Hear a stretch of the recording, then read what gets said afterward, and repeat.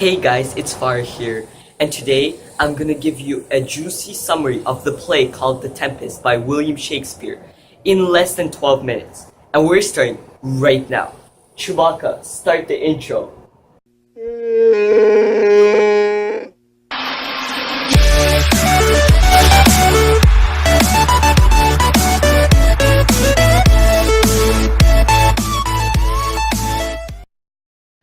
So this channel was made for those lazy people like me who don't really like reading books. So you can use these summaries that I'm gonna make to write an essay, a summary, or whatever you're doing. Because let's face it, not a lot of people like reading books. I mean, who likes reading books? Unless you're in the cartoon called Super Why. I'm sorry, that joke was bad. But don't forget to hit the like button, subscribe, leave a comment of the next book that you want me to do or play. And let's start with the play.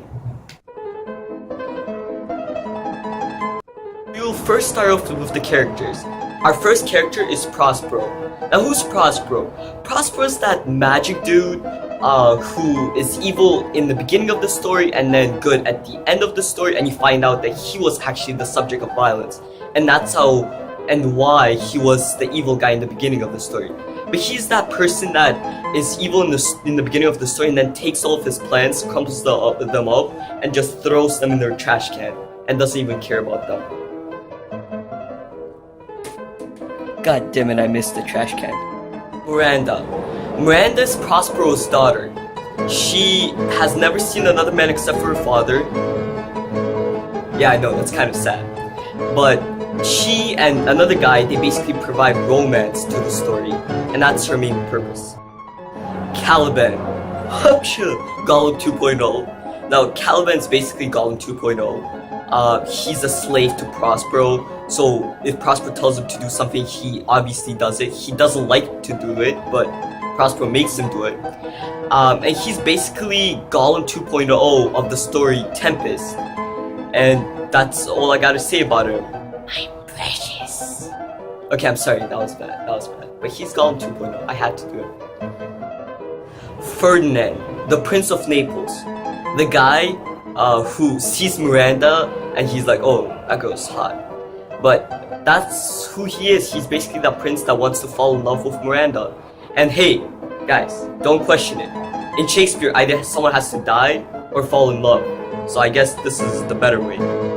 So next up we have Sebastian and Antonio. Sebastian and Antonio are just the bad guys of the story, the jerks of the story. They just go and mess everything up, and that's basically their purpose. Next we have Alonso, King Alonso. Now Alonso is Ferdinand's father, and he's basically the man-child of the story. He trusts Sebastian and Antonio over their bad guys. He trusts them with his life, and he's like, oh yeah guys, I'll trust you and all. And then in the beginning of the story, when the ship actually gets shipwrecked, he believes that Ferdinand is dead without even searching for his body. So you could definitely see a great dad. Anyways, next up we have Gonzalo. Now who's Gonzalo? Gonzalo is an honest man. He helps King Alonso, and he plays a big role in The Tempest. Now we also have Trinculo and Stefano. Now Trinculo is a jester, and then Stefano is a drunken butler. Now they're drunk in most of the story, so they basically provide humor to the story. And then we have Ariel. She's that magic spirit who helps Prospero with like all the magic stuff. Although Prospero can do magic, he doesn't really need her, but let's just say she's important. So now we can start with the summary. So the story basically starts off with King Alonso being on a ship coming from his daughter's marriage. Don't worry, she's not significant at all. Suddenly a storm starts and her ship gets shipwrecked. Meanwhile, Miranda tells Prospero, her father, that she saw a ship and then he was gone. Thus, Prospero reveals that he was behind the shipwreck. What a surprise! The guy's holding a magic stick! Use your common sense, Miranda. Who else would have done that? He explains to Miranda that he was once the Duke of Milan, but he didn't have much time to rule his dukedom since he spent most of the time reading books and educating himself. So that's what Prospero tells Miranda. Thus he passed the job to Antonio. After that, Antonio talked to King Alonso to remove Prospero from being the duke. Alonso agrees, which shows how big of a jerk he really is. So they exiled Prospero and Miranda on a boat, but Gonzalo gave them some food and clothing. And the clothing surprisingly still fits them, even after 12 years. Out of nowhere comes Ariel and she's like, okay, Prospero, I did what you asked me to do. I boarded the ship, everyone's safe. I just want freedom, man. And Prospero's like, nope, I will give you freedom in a year. Although I promised to give it to you this year. In my opinion, Ariel could just say, hey, I'm leaving. She has all the magical powers. I don't even know why Prospero needs her. He can do magic himself. Whatever, let's just pretend she's useful. So, Ariel leaves, and then Caliban enters. And he starts talking to Prospero. He's like, Prospero, I have been your slave for too long. Let me free. And Prospero's like, nope. You're gonna be my slave for the rest of my life. And Caliban's like, okay, man, I'm gonna threaten you right now. I'm gonna tell you that I'm gonna start the Free the Golem movement. Do you really want me to do that? And Prospero's like, okay, yeah, you can go ahead and start it, you know? I don't really care.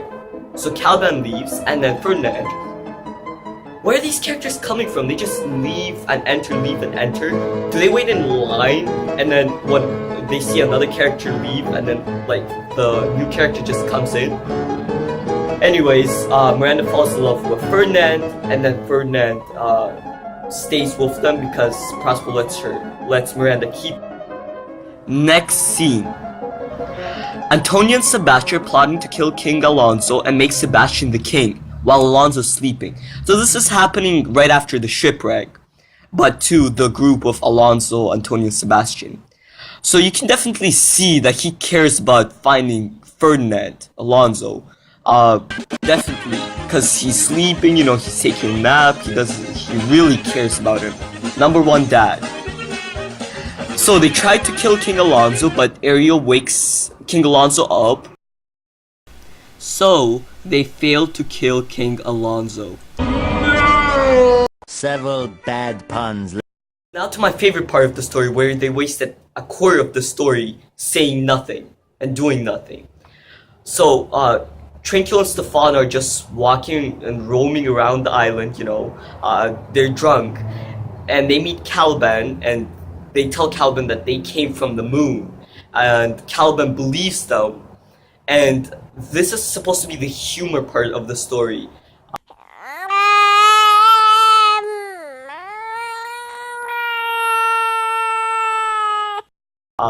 So basically, this part was like so funny that I didn't laugh a single time. No one has ever done that! No one has ever done that! Caliban tells them about Free the Golem movement, and he's like, okay guys, do you want to join in? And Tranquil's fine, like, okay, we're joining in. Although we're drunk, we can still help you. So let's start. # Free the Golem movement. So basically this is what happens. And now let's go back to the Alonso's team. So Alonso and company see a table of food on top of it. So they're obviously hungry. So they come to the table at the same time. Caliban and company are already there feasting. Prospero comes. He gets mad at Antonio, tells Alonso everything. At the same time, Alonso finds out that Ferdinand and Miranda want to get married. So this is the part where like most of the action happens, and this is the climax of the story.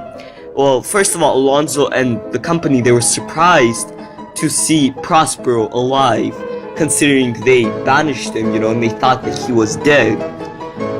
Anyways, so Ferdinand and Miranda, they want to get married. So Alonso takes them back to the kingdom, and Prospero forgives Antonio. If it were up to me, I would just drown Antonio, but it's okay. He can kill him later. Prospero reveals that the ship wasn't destroyed, so they go on it, and Prospero breaks his staff of magic.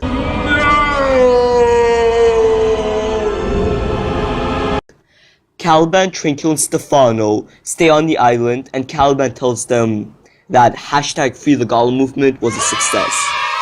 But they did get left behind on the island. Ariel gets released, and this is the happy ending of the Tempest. One eternity later.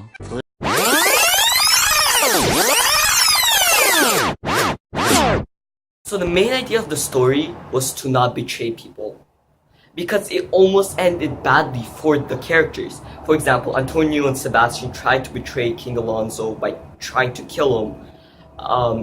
Antonio tried to steal the dukedom away from Prospero like 12 years ago. And Caliban tried to betray Prospero.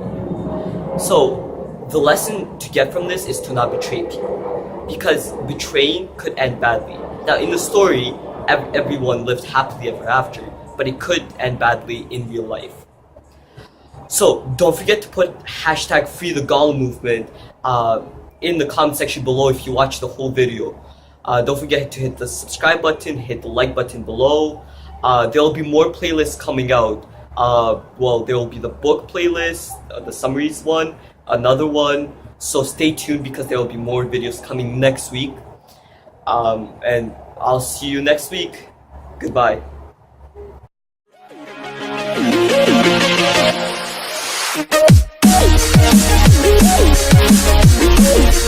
back.